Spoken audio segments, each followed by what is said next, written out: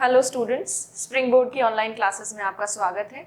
आज हम महासागरीय जल के तापमान के बारे में पढ़ेंगे, about the temperature of oceanic water.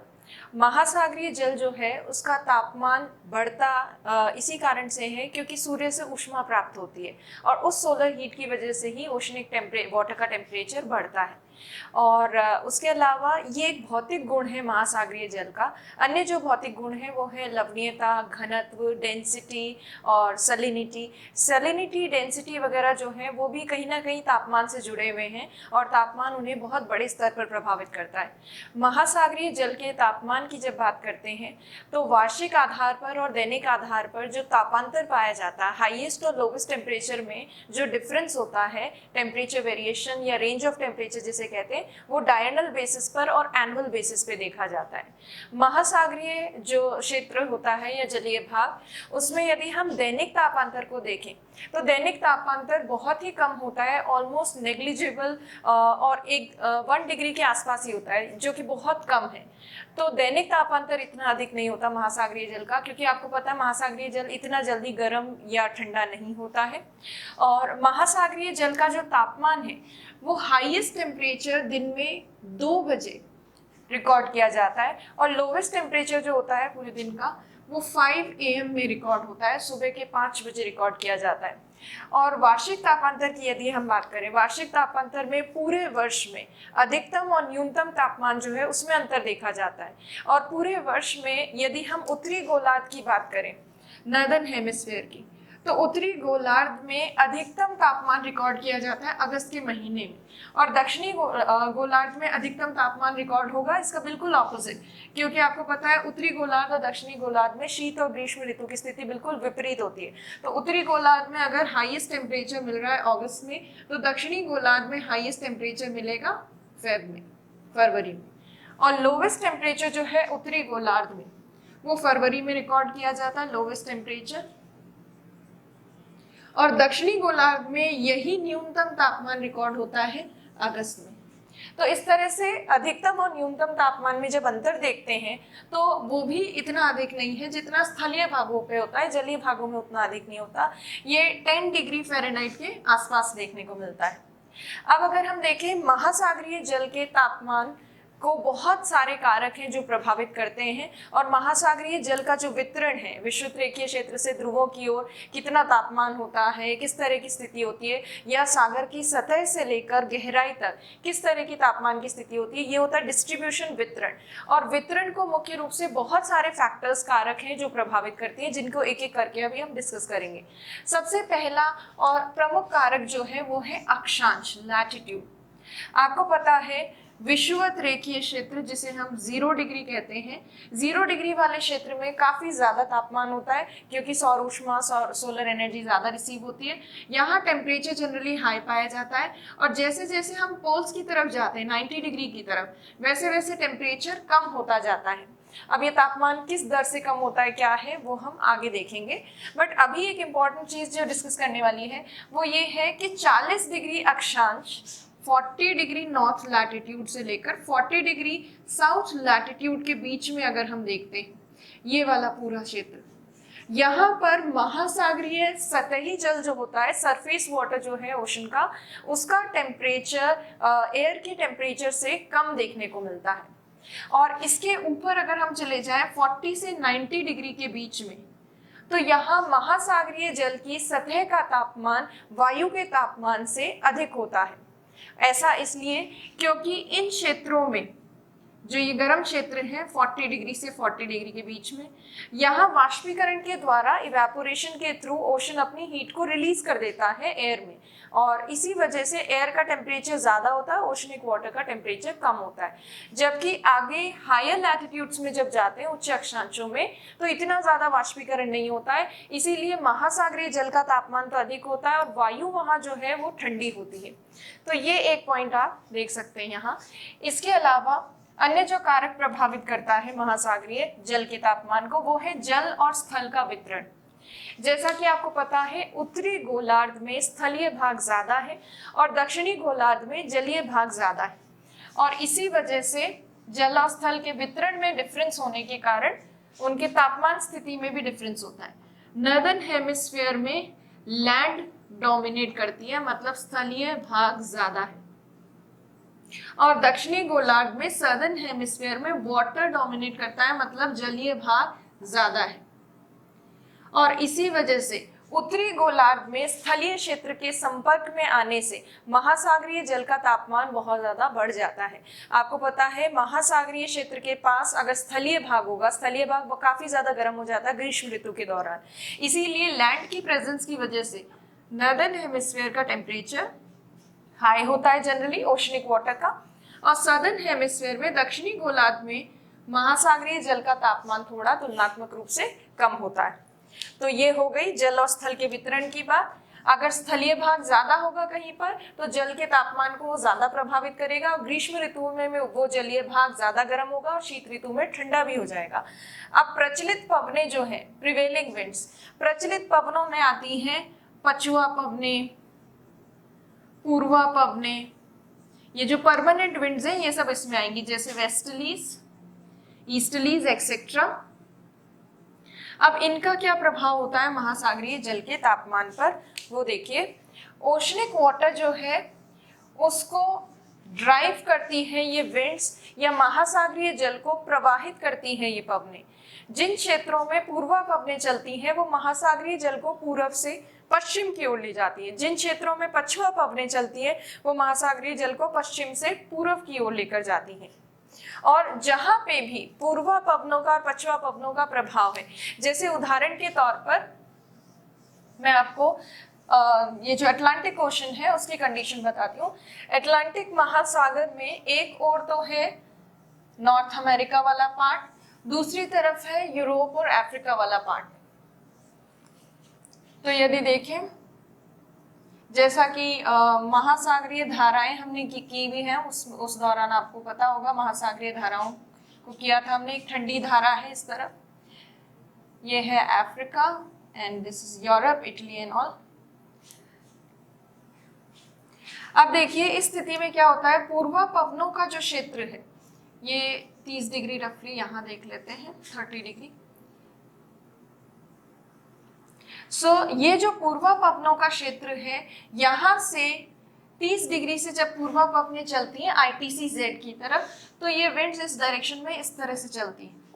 यहाँ जितना भी महासागरीय जल है उसको वो शिफ्ट करती है और ईस्ट से लेकर जाती है इस वाटर को वेस्ट की तरफ। और इसी वजह से यहाँ से जब पानी हटता है तो यहाँ अफ्रीका के वेस्टर्न कोस्ट के पास, पश्चिमी तट के पास गर्म पानी हटने से नीचे से ठंडे जल का अपवलन होता है। और यहाँ जो पूर्वा पवनें चल रही है वो तट से जा रही है महासागरीय क्षेत्र की तरफ, मतलब स्थल से जा रही है जल की तरफ। जहां पे भी पवनें स्थल से जल की तरफ जाती हैं उसे कहा जाता है अपतटीय पवनें या फिर ऑफशोर विंड्स। ऑफशोर इसलिए क्योंकि ये अवे फ्रॉम कोस्ट जा रही है, शोर से दूर जा रही है आगे की तरफ।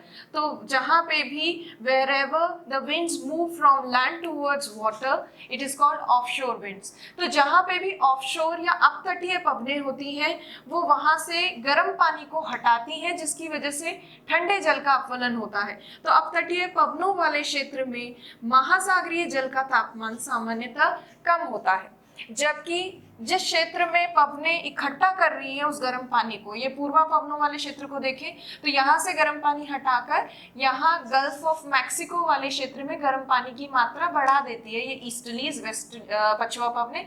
जब यहाँ पे गर्म पानी बढ़ जाता है तो गल्फ ऑफ मैक्सिको वाले क्षेत्र में तापमान काफी ज्यादा पाया जाता है। और यहाँ गल्फ ऑफ मैक्सिको वाले क्षेत्र में अगर आप देखेंगे तो यहाँ जो ये ईस्टलीज है ये आ रही है जल से स्थल की तरफ, मतलब ये महासागर से आ रही है तट की तरफ। तो ये जो ईस्टर्लीज है ये है तटीय पवनें, या इनको आप कह सकते हैं ऑन शोर विंड्स। जहां पे भी ऑनशोर विंड्स होती हैं वो ओशनिक वाटर के टेम्परेचर को राइज अप करती हैं, महासागरीय जल के तापमान को बढ़ाती हैं, क्योंकि इन ऑनशोर विंड्स के कारण, तटीय पवनों के कारण यहाँ गर्म पानी एकत्रित हो जाता है या piling up of warm water takes place. जबकि जहाँ ऑफशोर विंड्स होती हैं वहाँ महासागरीय जल का तापमान कम होता है, क्योंकि ये यहाँ से गर्म पानी को हटाती हैं पवनें। तो इस प्रकार प्रचलित पवनों का बहुत ज्यादा प्रभाव पड़ता है महासागरीय जल के तापमान के ऊपर। अब इन कारकों को करने के बाद महासागरीय धारा की बात करते हैं। महासागरीय धाराएं जो हैं दो प्रमुख प्रकार की होती हैं, ठंडी धाराएं भी होती हैं, ठंडी महासागरीय धाराएं, और गर्म महासागरीय धाराएं भी होती हैं। जिन भी क्षेत्रों में ठंडी महासागरीय धाराएं चलती हैं वो आगे जाकर ठंडे पानी को ही किसी अन्य महासागरीय क्षेत्र की तरफ लेकर जाती हैं। तो महासागरीय धाराएं जो है ये तापमान का वितरण करती हैं, डिस्ट्रीब्यूशन। जैसे एक एग्जांपल यहाँ देखते हैं, नॉर्थ अमेरिका के कोस्ट के पास, ईस्टर्न कोस्ट के पास, पूर्वी तट के पास यहाँ चलती है गल्फ स्ट्रीम।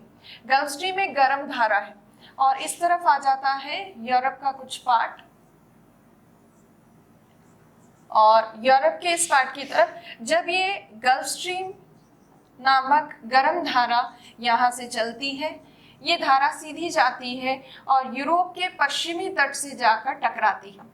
जब ये वेस्टर्न कोस्ट से जाकर टकराती है तो इसकी एक शाखा जाती है उत्तर की तरफ, यहाँ नॉर्वे की तरफ, और ये गर्म धारा है, ये भी गर्म धारा है, गल्फ स्ट्रीम भी गर्म है, उससे आगे प्रवाहित होने वाली और बनने वाली NAD मतलब नॉर्थ अटलांटिक ड्रिफ्ट भी गर्म है।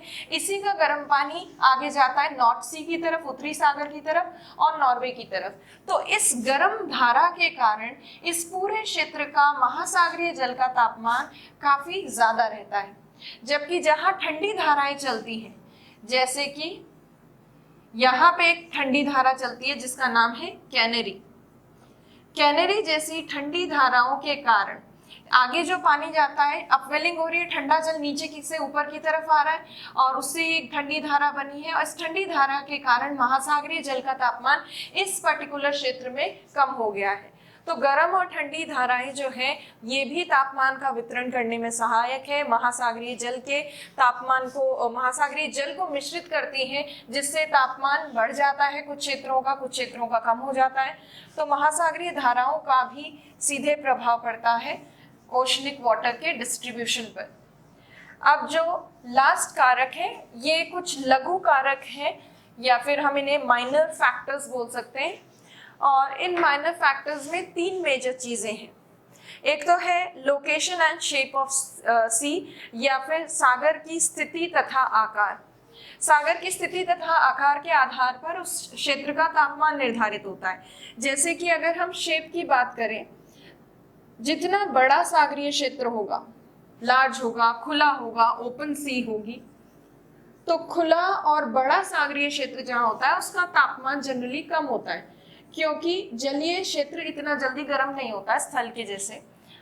सो खुले सागर और बड़े सागर का तापमान जनरली कम होता है, जबकि एनक्लोज्ड या फिर हम कह सकते हैं स्थलीय भाग से घिरे हुए सागर जो होते हैं, स्थल से घिरे हुए सागर के ऊपर स्थलीय भाग का बहुत बड़ा प्रभाव पड़ता है, और इसी वजह से लोअर लैटिट्यूड्स में, मतलब निम्न अक्षांशों में जहाँ पर टेम्परेचर हाई रहता है, ट्रॉपिकल और इक्वेटोरियल रीजन में, वहाँ पर स्थलीय भाग से घिरे हुए जो भी सागरीय क्षेत्र हैं उनका टेम्परेचर जनरली हाई होता है। जबकि हायर लैटिट्यूड्स में, उच्च अक्षांशों में, जहां जनरली टेम्परेचर स्थलीय भाग का कम होता है, वहां पर स्थल से घिरे हुए सागर का तापमान भी कम होता है। तो आकार बड़ा है, छोटा है, अगर बड़ा है सागर तो तापमान जनरली कम होगा क्योंकि खुला खुला होगा। अगर एनक्लोज्ड है, स्थल से घिरा हुआ है, चारों तरफ स्थलीय भाग है और बीच में सागर है, तो उसके ऊपर इस स्थल का प्रभाव ज्यादा पड़ेगा। निम्न अक्षांशों में तापमान अधिक और उच्च अक्षांशों में तापमान कम देखने को मिलेगा। तो इस तरह से एनक्लोज सी का और इसका फर्क पड़ता है। अब इसमें अगर हम उदाहरण के आधार पर देखें, एग्जांपल देखें, सो ये है अफ्रीका, और अफ्रीका के इधर यहाँ रेड सी वाला रीजन है, ये लाल सागर है, रेड सी। रेड सी जो है ये स्थलीय भाग से घिरी हुई है और स्थलीय भाग से घिरे होने के कारण रेड सी का पर्टिकुलरली टेम्परेचर काफी ज्यादा है, 37 डिग्री सेल्सियस के आसपास देखने को मिलता है। जबकि इसी क्षेत्र में आप यहाँ इक्वेटोरियल रीजन में यहाँ के ओशनिक वाटर को देख लीजिए तो यहाँ के महासागरीय जल का जो तापमान है ये 27 डिग्री सेल्सियस के आसपास होता है या उससे भी कम होता है कई बार। तो ये घिरी हुई है स्थल से, इसलिए इसका तापमान ज्यादा है, और ये खुला सागर है इसलिए इसका तापमान कम है। तो इस तरह से स्थिति प्रभावित करती है, स्थिति क्या आकार प्रभावित करता है महासागरीय जल के तापमान को और सागरीय जल के तापमान को।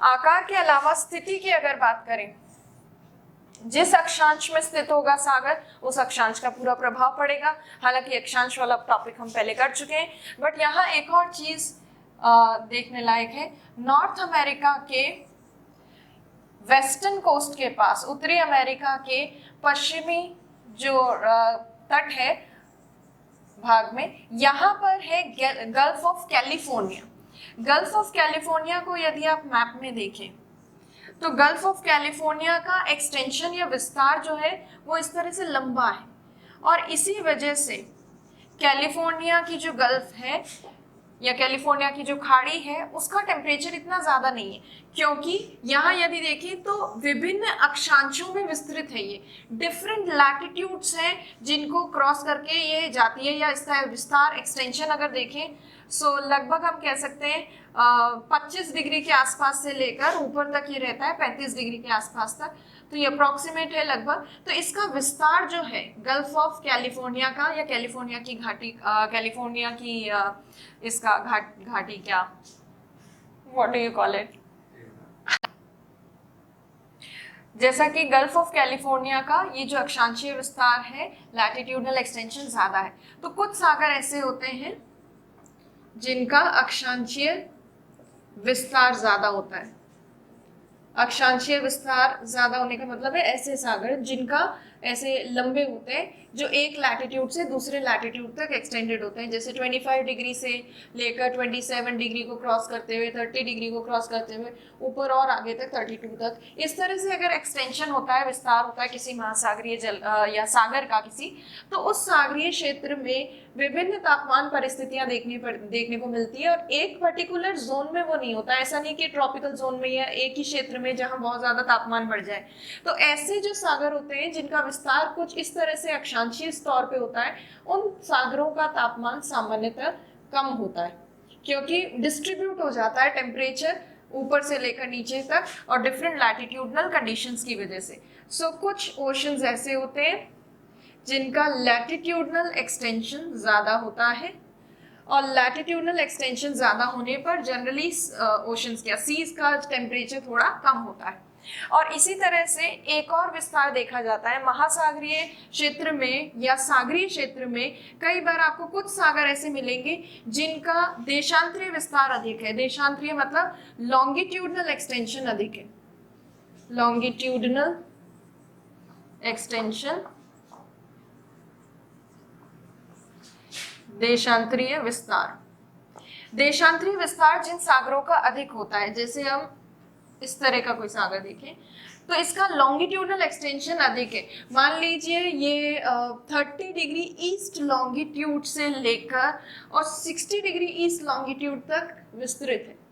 तो लॉन्गिट्यूड या देशांतर के विस्तार से किस चीज पे प्रभाव पड़ता है? तापमान पर तो प्रभाव पड़ता नहीं है, प्रभाव पड़ता है समय पर, बट समय का यहाँ तापमान से कोई रिलेशन नहीं है। तो इसीलिए इस तरह के जो सागर होते हैं वो एक ही पर्टिकुलर लैटिट्यूडनल रीजन या एक ही पर्टिकुलर जोन में काफी ज्यादा फैले हुए होते हैं। इसीलिए इस तरह के देशांतरीय विस्तार वाले जो भी सागर होते हैं उनका तापमान सामान्यतः अधिक होता है। अब उदाहरण में हमने अक्षांशीय विस्तार का उदाहरण तो देखा, gulf of Mexico, gulf of California या कैलिफोर्निया की खाड़ी। लॉन्गिट्यूडनल एक्सटेंशन में अगर हम उदाहरण देखें तो मेडिटेरेनियन सी कुछ इसी तरह का उदाहरण है, या फिर भूमध्य सागर इसे कह सकते हैं, जो यूरोप और अफ्रीका के बीच में, उसका देशांतरीय विस्तार ज्यादा है। इसीलिए जनरली भूमध्य सागर का, मेडिटेरेनियन सी का टेम्परेचर तो ज्यादा होता है, और गल्फ ऑफ कैलिफोर्निया जो है उसका टेम्परेचर कंपैरेटिवली तुलनात्मक रूप से कम होगा। तो ये हो गई स्थिति और आकार के कारण जो तापमान पर प्रभाव पड़ता है। दूसरा, महासागरीय जो कटक होती है उसका भी प्रभाव महासागरीय जल के ऊपर पड़ता है। कटक वाला जो क्षेत्र है वहां पे एक माउंटेन का बैरियर आ जाता है, एक पूरा लैंडमास आ जाता है दो रीजन्स के ओशनिक वाटर के बीच में, दो क्षेत्रों के महासागरीय जल के बीच में। और जब भी जल के बीच में इस तरह का अवरोध उत्पन्न होता है तो इस कटक के दोनों तरफ जो महासागरीय जल का तापमान है या महासागरीय जल है उसका मिश्रण नहीं होता, इसीलिए ये दो भागों के महासागरीय जल को बिल्कुल पृथक कर देता है, बिल्कुल सेपरेट कर देता है।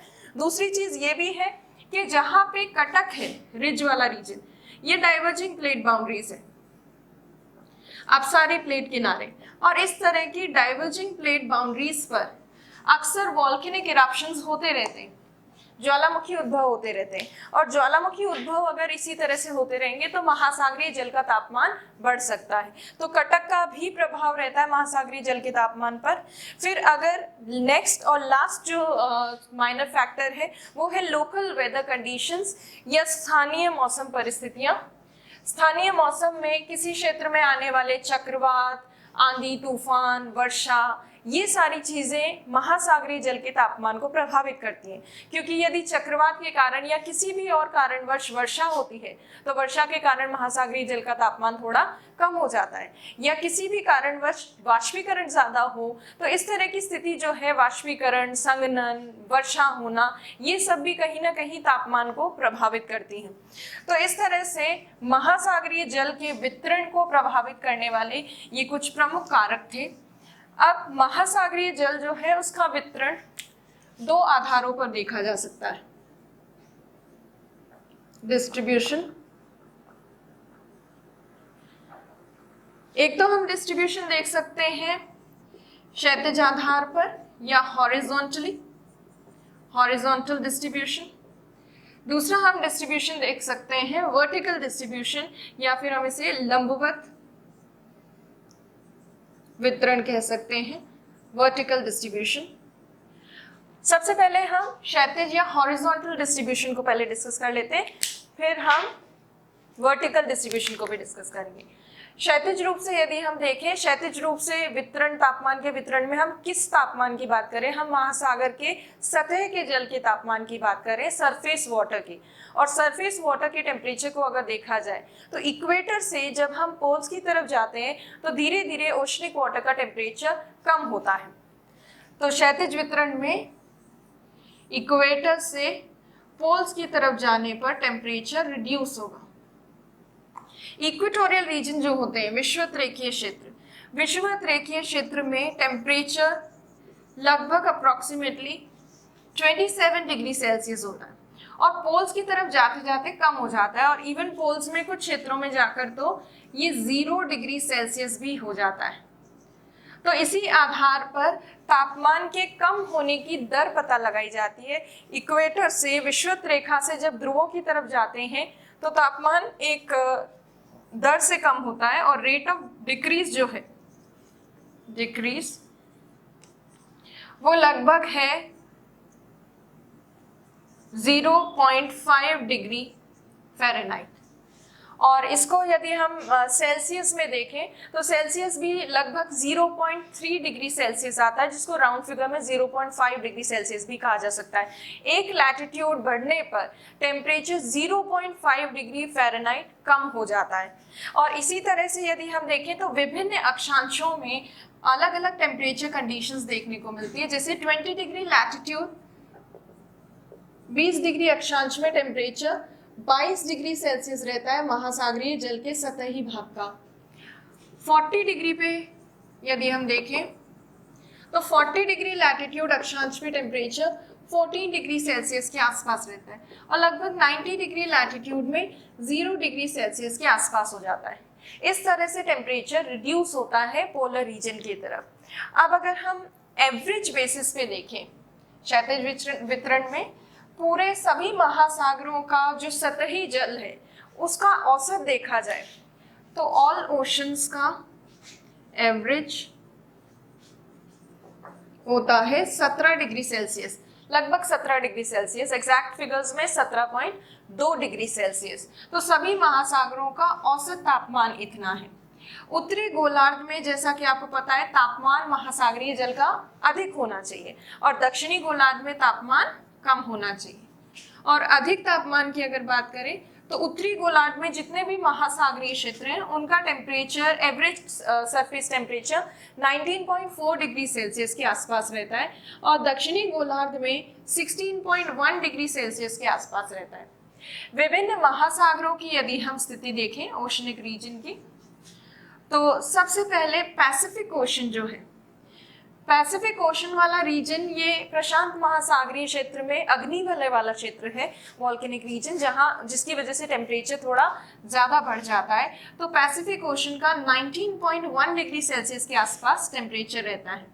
इंडियन ओशन की अगर बात करें, हिंद महासागर, तो हिंद महासागर का टेम्परेचर 17.03 डिग्री सेल्सियस के आसपास रहता है और अटलांटिक ओशन का जो टेम्परेचर है ये 16.9 डिग्री सेल्सियस के आसपास देखने को मिलता है। तो इस तरह से विभिन्न महासागरीय क्षेत्रों में सतही जल का तापमान अलग अलग होता है। सभी महासागरों का अगर औसत एवरेज निकाला जाए तो वो 17 डिग्री सेल्सियस होता है। अब ये तो हुई महासागरीय जल के क्षैतिज वितरण, तापमान के क्षैतिज वितरण की। और हॉरिजॉन्टल डिस्ट्रीब्यूशन देखने से सीधा ये पता चलता है कि नॉर्दर्न हेमिस्फीयर में टेम्परेचर ज्यादा है, सदर्न में कम है, इक्वेटोरियल रीजन में टेम्परेचर ज्यादा है, पोलर रीजन में टेम्परेचर कम है।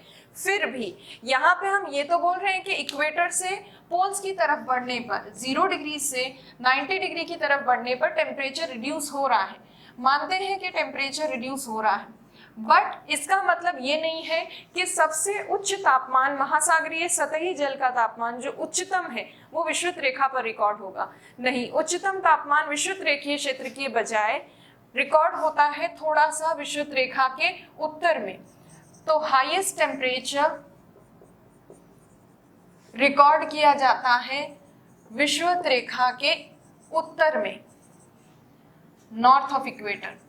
उत्तर में ही क्यों, दक्षिण में क्यों नहीं, और विषुवत रेखा में क्यों नहीं? इक्वेटोरियल रीजन में इसलिए नहीं क्योंकि इक्वेटोरियल रीजन में हर रोज ऑलमोस्ट बारिश होती रहती है। वर्षा के जल के कारण या वर्षा के कारण वहाँ का टेम्परेचर इतना ज़्यादा अधिक नहीं बढ़ता है और वहाँ बादल होते हैं विषुवत रेखीय क्षेत्रों में, और बादल का अल्बिडो ज़्यादा होता है, जैसे कि हमने प्रीवियस क्लासेस में किया है। इसी वजह से इक्वेटोरियल रीजन में हाईएस्ट टेम्परेचर रिकॉर्ड नहीं होता है, थोड़ा उसके उत्तर में इसलिए क्योंकि उत्तरी गोलार्ध में स्थलीय भाग का विस्तार काफ़ी ज़्यादा है और लैंड के कांटेक्ट में आने से टेम्परेचर हाई हो जाता है। और हाई भी कौन से रीजन का होगा? STHPV वाले रीजन का, उपोष्ण कटिबंधीय उच्च दाब पेटी वाले क्षेत्र का, क्योंकि वहां बादल नहीं बनते, बादल नहीं बन रहे तो अल्बिडो बहुत कम है, अल्बिडो कम है, इसका मतलब सोलर रेडिएशन सीधी की सीधी रिसीव हो रही है। इसीलिए उच्चतम जो तापमान रिकॉर्ड किया जाता है वो विषुवत रेखा के थोड़ा उत्तर में रिकॉर्ड किया जाता है, ना कि विषुवत रेखा पर। तो ये तो हुई हॉरिजॉन्टल डिस्ट्रीब्यूशन की बात। अब हम बात करेंगे वर्टिकल डिस्ट्रीब्यूशन की। महासागरीय जल के तापमान का लंबवत जो वितरण है, वर्टिकल डिस्ट्रीब्यूशन, उसमें सतह से लेकर गहराई तक महासागर के जल का तापमान क्या है वो देखा जाता है। वर्टिकल डिस्ट्रीब्यूशन, लंबवत वितरण।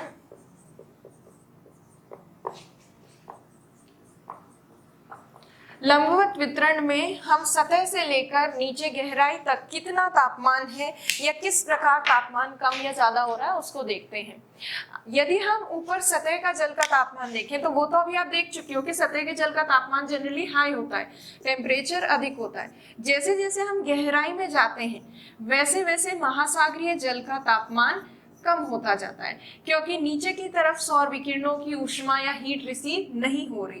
तो लंबवत वितरण में जनरली ये देखा जाता है सतह का तापमान अधिक होता है, गहरे महासागरीय क्षेत्र का तापमान कम होता है।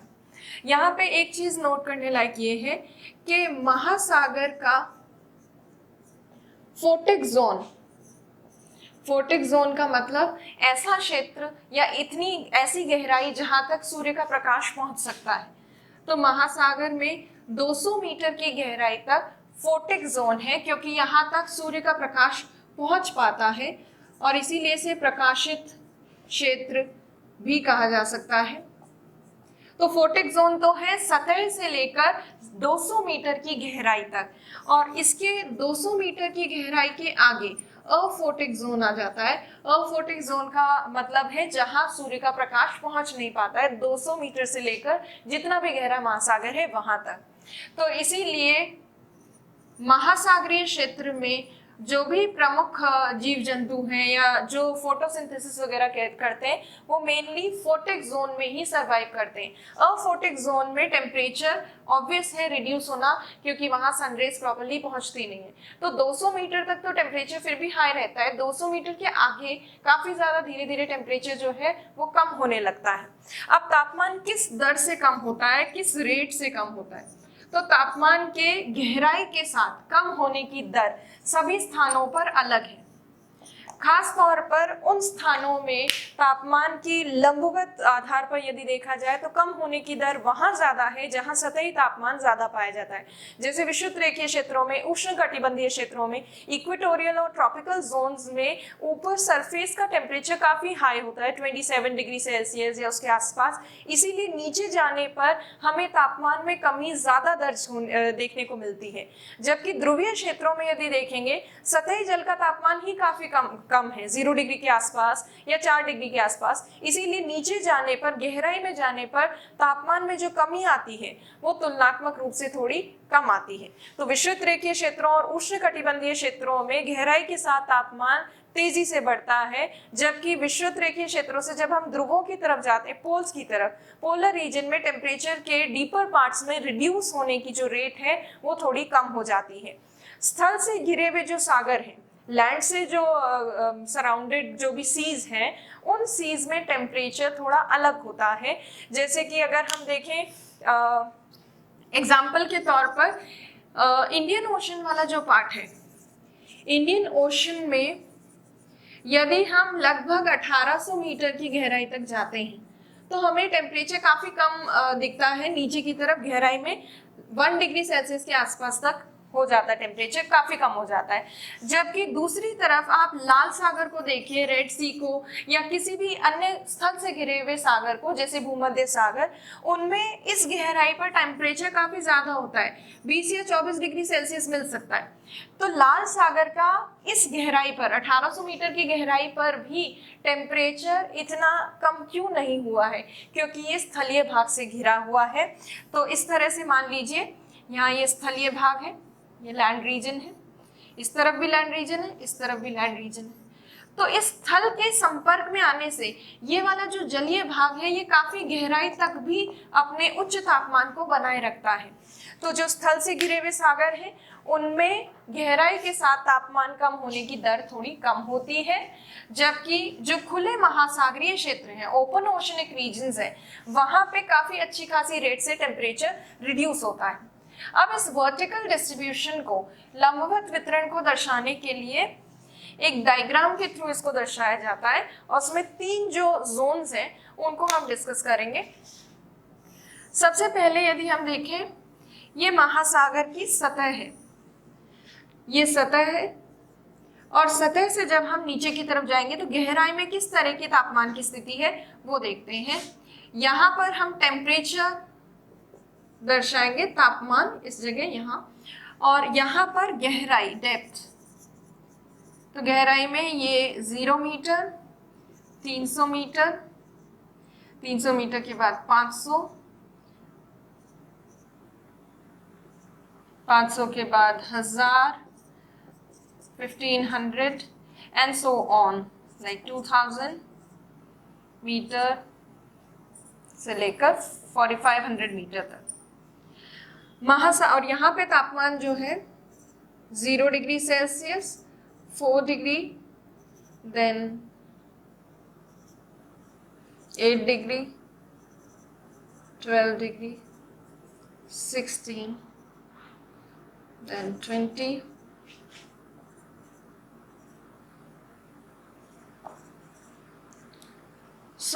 अब जो है टेम्परेचर किस तरह से रिड्यूस होता है वो देखिए, 28 डिग्री से 0 डिग्री के बीच में। अब देखिए महासागरीय क्षेत्र में लगभग 500 मीटर की गहराई तक, लगभग आप कह सकते हैं अप्रोक्सीमेटली 300 मीटर से ही शुरू हो जाता है, एक ऐसा क्षेत्र है जहां पे तापमान के कम होने की दर बहुत तेज है। और ये वाला जो जोन है ओशन का, इसे कहते हैं ताप प्रवणता क्षेत्र या थर्मोक्लाइन। थर्मोक्लाइन वाले रीजन में बहुत फास्ट स्पीड से, बहुत तेजी से टेम्परेचर कम होता है। इसके ऊपर जो परत है इसे ऊपरी परत कहा जाता है, अपर लेयर ऑफ ओशन। और इसके नीचे वाली जो लेयर है इसे लोअर लेयर कहा जाता है या निचली परत। तापमान के आधार पर यदि हम देखें तो महासागरीय जल को 3 प्रमुख परतों में बांटा जा सकता है। खास तौर पर ये 2 ही प्रमुख परतें हैं और इन दोनों के बीच का संक्रमण क्षेत्र जो है, ट्रांजिशन जोन, वो है ताप प्रवणता वाला क्षेत्र या थर्मोक्लाइन वाला region. Surface temperature on an average अगर हम 27 डिग्री सेल्सियस के आसपास देखें, ये सरफेस टेम्परेचर जो है ये नीचे की तरफ जैसे जैसे आएंगे टेम्परेचर रिड्यूस होगा, कम होगा। तो इस तरह से तापमान कम होता है। जैसे ही थर्मोक्लाइन आएगा, ताप प्रवणता, यहाँ पे भी तापमान कम हो रहा था सतह से नीचे आने पर ऊपरी परत में, बट जैसे ही ताप प्रवणता वाली परत में आएंगे, थर्मोक्लाइन वाले रीजन में, यहाँ पे टेम्परेचर के रिड्यूस होने का रेट जो है वो काफी ज्यादा बढ़ जाएगा। बहुत तेजी से तापमान कम होता है यहाँ, और तेजी से कम होता हुआ तापमान 2000 मीटर की गहराई तक तो कम होगा। उसके बाद ऑलमोस्ट स्थिर हो जाता है, स्टेबलाइज हो जाता है टेम्परेचर। तो इस तरह से ऊपरी परत जो होती है, सतह वाला भाग, वहां पर ऊपर से नीचे की तरफ जाने पर टेम्परेचर, तापमान कम होता है, पर तापमान के कम होने की रेट कम होती है। अब देखिए तापमान जो है उसके आधार पर ये जो 3 परतें बताई गई है, पहली, दूसरी और तीसरी। सबसे पहली परत जिसे ऊपरी परत कह रहे हैं, इसकी मोटाई या इसकी गहराई लगभग 500 मीटर के आसपास होती है।